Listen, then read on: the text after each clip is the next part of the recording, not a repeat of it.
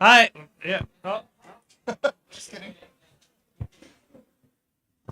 Hi, it's Ryan from Guys, Games, and Beer, and we're here at Evercon 25 anniversary up in 25 squared? the town's called again.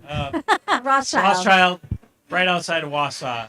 And I'm here with Mel with Guys, Games, and Beer, and we are here with Eric Riskus, the Independent Living Program Director at Midstate Independent Living Choices, or MILK for short. All right, that helps out. We'll just say use MILK. It'll be a lot easier. Okay, fair. So what are you doing here at Evercon? Well, we were invited to come by to showcase a lot of adaptive gaming equipment. So a lot of what we do at Midstate Independent Living Choices, as well as the other centers for independent living in Wisconsin, is really empowering people towards living independently.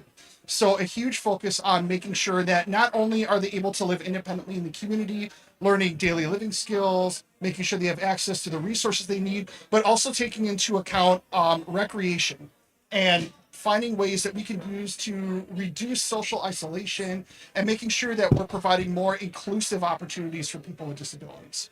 It is very important. A lot of people who are abled, if you will, take it for granted that I can just go out and do what I want to do. Exactly. And it's challenging sometimes to discover what a disabled person loves to do and what really rocks their world. So through gaming, Yep. you help people discover different ways that they can entertain and socialize. Okay. Yeah. No, absolutely. And another part of the gaming area as well is helping to teach some of those daily living skills. Mm-hmm. So, for instance, games like Stardew Valley are essential in helping people understand concepts of budgeting, work, saving. How do you prioritize your time? How do you manage your time when you only have so much in a day? And then with the relationships that you build in the game too, we can talk about a peer support model. And how do we support each other? How do we connect with others? How do we build those friendships? What time does it take? So we also use video games to help people teach those essential social skills, as well as those daily living skills too. What are some of your go-to video games that you rely on when you're teaching some of those skills? So like I mentioned, Stardew Valley is a really good one. It's an inexpensive game that someone can get and work on those skills. Animal Crossing is another good one.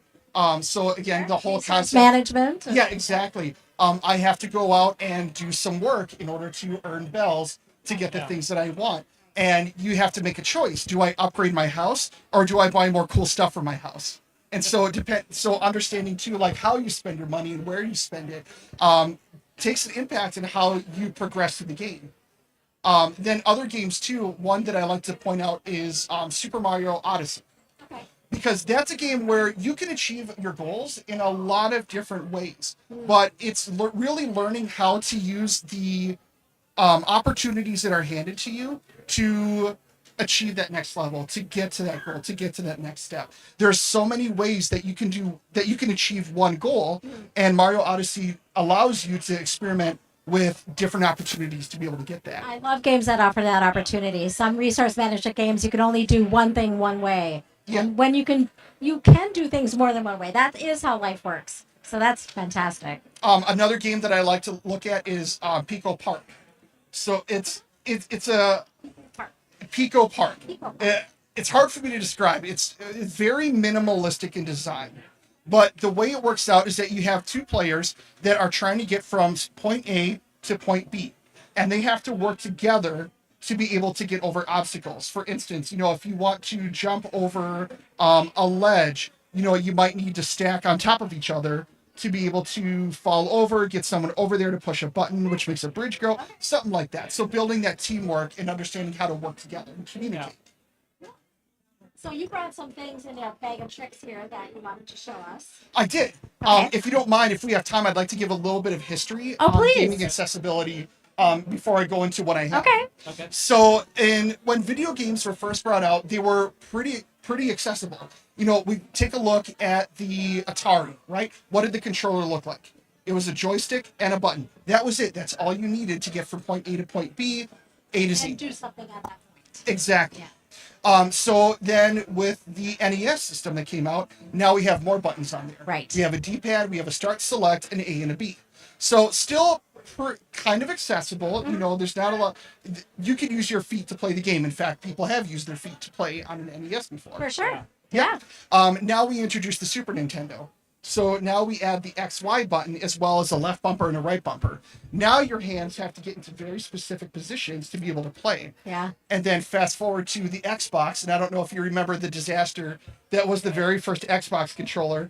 That was this massive, monstrous beast in your hand, and even someone who doesn't have a disability trying to navigate to all the buttons. You're getting carpal tunnel. You're getting cramps. Yeah. It's uncomfortable. Oh yeah. So in addition to all of that, now we have games that are way more complex and controllers that are more complex. And when we look back in history, in 2001, obviously we had the terrorist attacks, and a lot of folks in my generation went off to war, and we used video games as a way to entertain ourselves and to keep ourselves busy. Right. Now they're coming back, and there's disabilities, there's paralysis, there's limb loss, there's a lot of unfortunate events that are now causing games to be inaccessible to them. So there's a growing need for accessibility in something that's recreational that like so many people use. A way to de-stress at the end of the day, a way to connect with others. So what do we do with this? So Xbox actually designed in 2018, it was launched, the adaptive gaming controller. So if you don't mind, we have the box here. Yeah, perfect. I'll take this out here. So the adaptive gaming controller takes the actual Xbox controller and now creates a method that can customize not only what buttons do what, but where they go. So I'm going to take it out of the package here. I can hold your mic for a sec. Oh, thank you. Here we go. I'll take this, and if you're willing to put this back in the bag with me, don't worry about making it pretty in there. You're good. You're good. Oh, okay. So the adaptive controller has all these ports along the back where you can plug in an accessible switch, and that switch then takes the place of a button on a controller. So there's a giant red switch in there, if you wouldn't mind popping that out for me. Perfect. So Wow. now let's say that I can use a controller for the most part, but I really struggle hitting the bumper. So I can take this and I can find the right bumper here, plug it in, and now I have control for the right bumper on the controller. So we have a way that we can now customize gameplay and make it more accessible, which is really exciting. And when I was starting out at Midstate Independent Living Choices in 2018, I've been following this for a little while. Sure. And I was so excited about this because now we have a way that we can help increase independence and recreation. So the controller itself was $99. Mm-hmm. And before you could make customized setups, Able Gamers is a charity that actually worked with people to create all their accessible gaming devices. But even so, to build up a controller, you're spending thousands of dollars to do so. So there is a cost barrier there. So $99 for a controller, while it might seem really hefty. No, that's not bad. Yeah, it's a lot cheaper than what you were expecting before. Right. But we have another problem now. So how much do you think a Switch like this would cost? $30. You're looking closer to $80 to $120 for a lot of different Switches. Wow. So when we're looking at Add all the And how many parts switches you you need to hook have? up Yeah. to. yeah, and it adds up.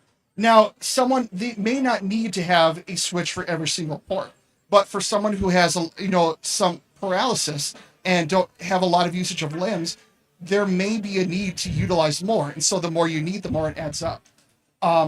Interesting. So one thing that I was trying to figure out is what can we do to remove this barrier? Because a lot of centers for independent living, what they're really skilled at is that barrier removal to independence. So how do we fix this?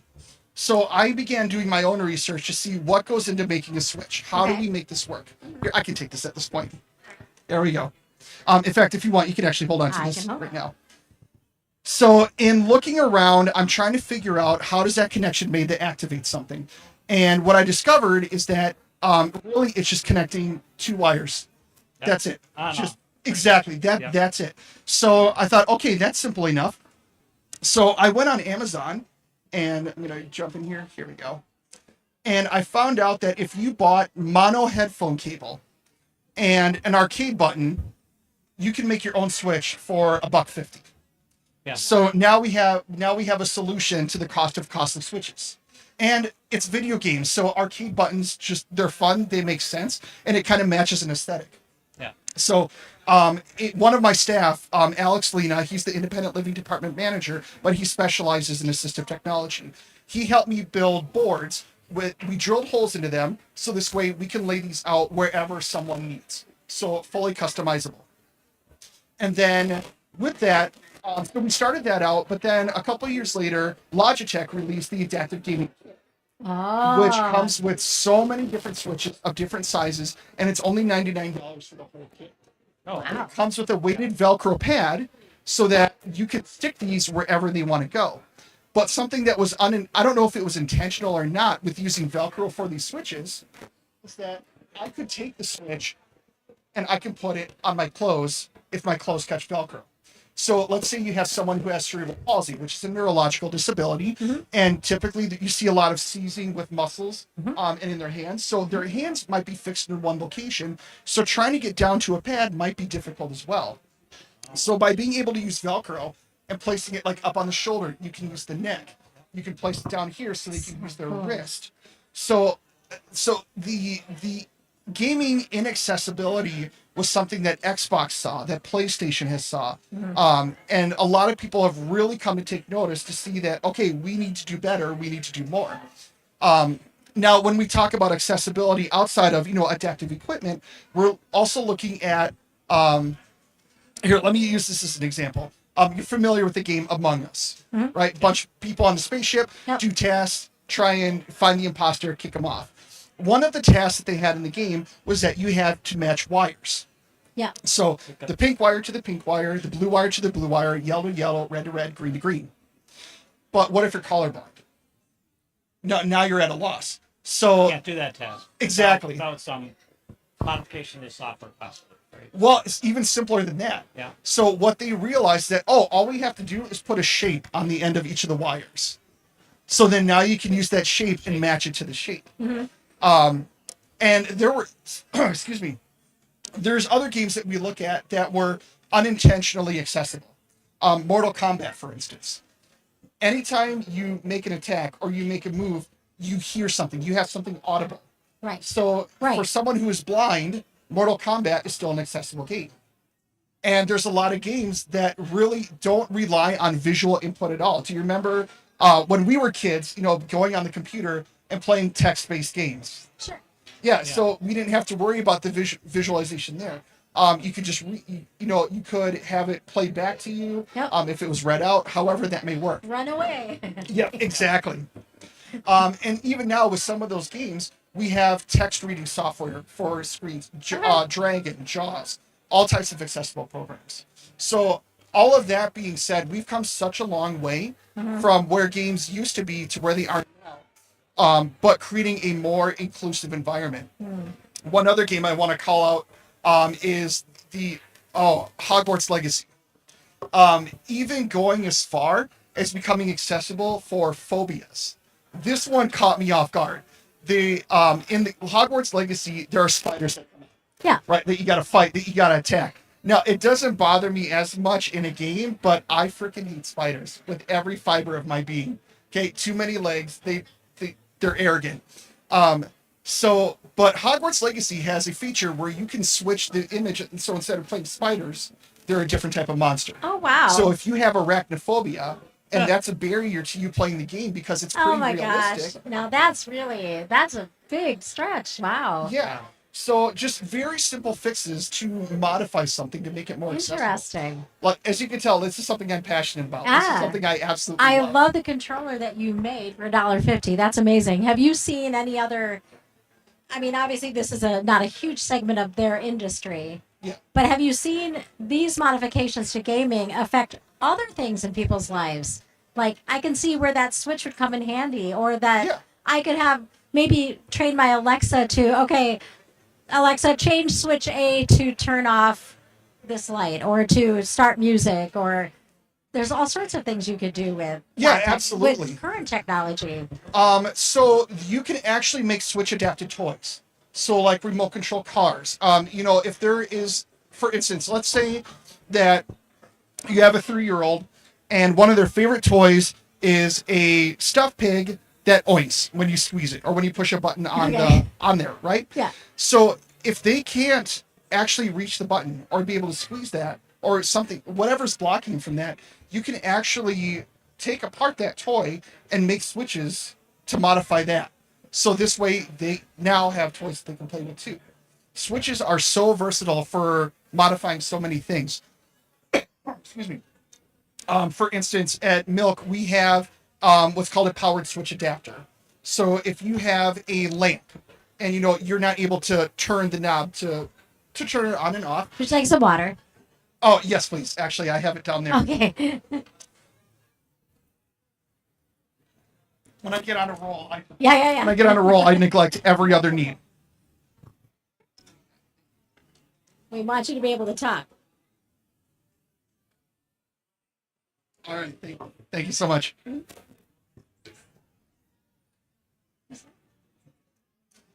So yeah, one of the demonstrations I usually give is on how switches work is usually the power adapter, because I'll have it turn on a fan, I'll have it turn on a light, and then with that too, I actually made accessible games for trunk or treat. So everyone's aware of trunk or treats now. You set up games in the back of your car, but oftentimes these games are pretty inaccessible. If you have someone approaching the trunk of your car, they're in a wheelchair, they may not be able to reach what you're playing. Wow. So I used a power switch adapter and I put Christmas tree lights on each side. Okay. So they're plugged into each. And then I just created a 5x10 board with switches in there. And the object of the game is they have to find the correct buttons that will turn on the lights. So we can put the board down at the bottom of the car. We can move it. We can hold it up to them. We can put it where it needs to be. So now they actually have a really fun, visual, sensory-friendly, inclusive game that they get to play for candy as well. Mm-hmm. Wow. What else is in your bag? Let's see. Oh, one of the other things that we were looking at too.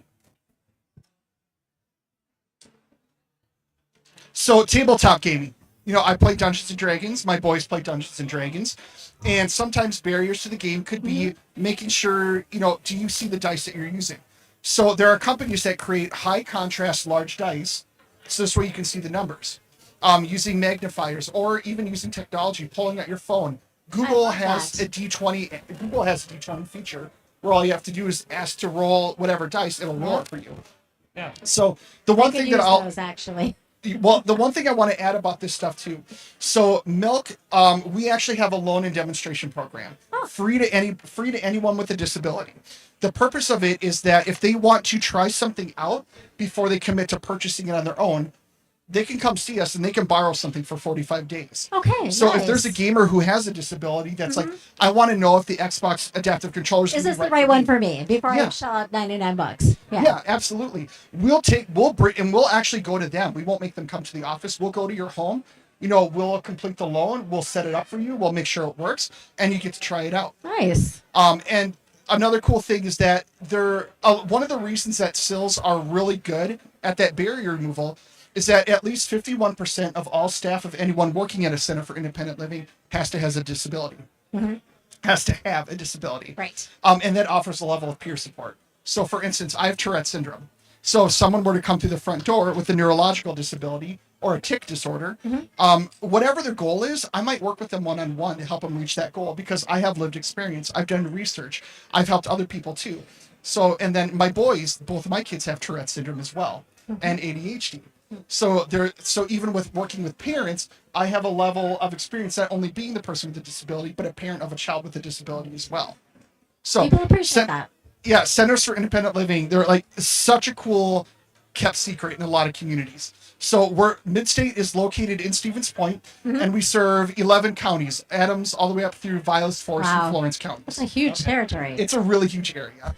So a lot of the funding that we depend on, we have federal funding, we have state funding, but we also look at donations because any of the money that we raise really helps empower people with disabilities to live more independently in a community setting of their choice. Perfect. I don't want to be remiss. I want to talk about some of the events you have coming up. So you've got both let me not drop things on the floor. Yeah, so the first one I'll showcase here, the Adaptive Gaming Expo, Access to Independent Living, which is the Center for Independent Living in Madison. They serve that south central region of the state. They're putting together an expo where people can come in and they can see all types of adaptive gaming, whether it's on an Xbox, a PC, learning how to make PlayStation adaptive. So this will be taking place on May 3rd, from 10 a.m. to 4 p.m. Perfect. So there's more information on Access's social media as well as our Midstate social media as well. And we will have links on our website for all of the things that Eric is talking about today. So don't worry. Okay, perfect. And then the next one I'm really excited about here. I'm just going to have you hold all my stuff. Is our Disability Pride Festival. That's going to be held in Stevens Point on August 2nd from 10 o'clock to 4 p.m.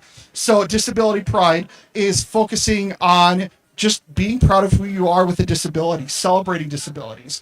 We're getting stage entertainment that's going to be disability based. We're going to have resources. We're going to have activities such as accessible kayaking, which I'm really excited about.